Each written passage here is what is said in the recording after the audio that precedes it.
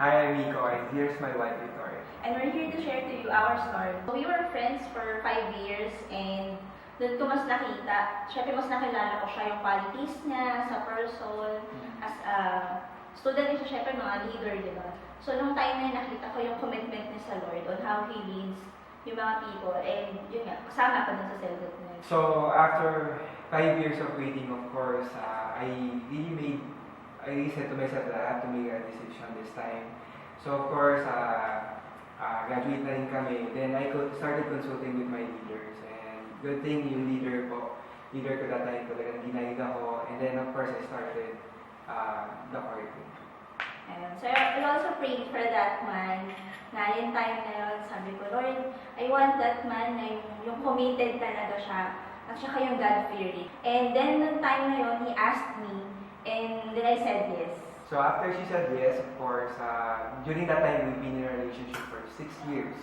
We have agreed na we will be helping her family since yung parehas sa family namin. Then came December 2010, I finally made the decision to propose to her.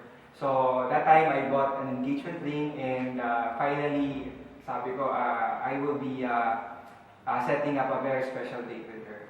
Then after a year, we got married. Noong 2013, yun nga, syempre, while praying, during 2012, 1 year of praying, so, nandun, conceive na si Caleb. 2014, so noong time na to, sunod-sunod din yung na-promote ako sa job ko. And then after that, that was also the time that I was able to bought a new house.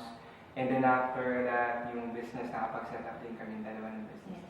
So, thank God for those blessings. And lastly, yun ngayon, syempre, ngayon I'm 7 weeks pregnant, and really, Lord, thank you for this blessing.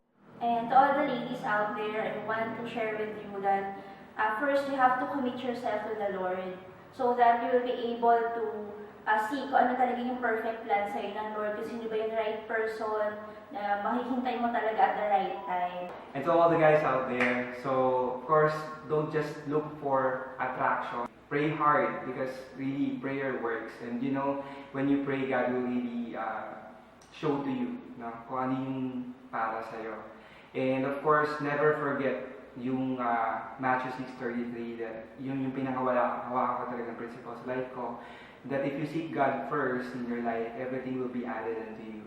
And of course, do not forget na before you enter into any relationship in your life, first you need to enter into the author of the relationship, and that is God. I'm Nico. And I'm Victoria. Primary leaders of Dudes for Christ, and we're here to raise up a generation that loves God.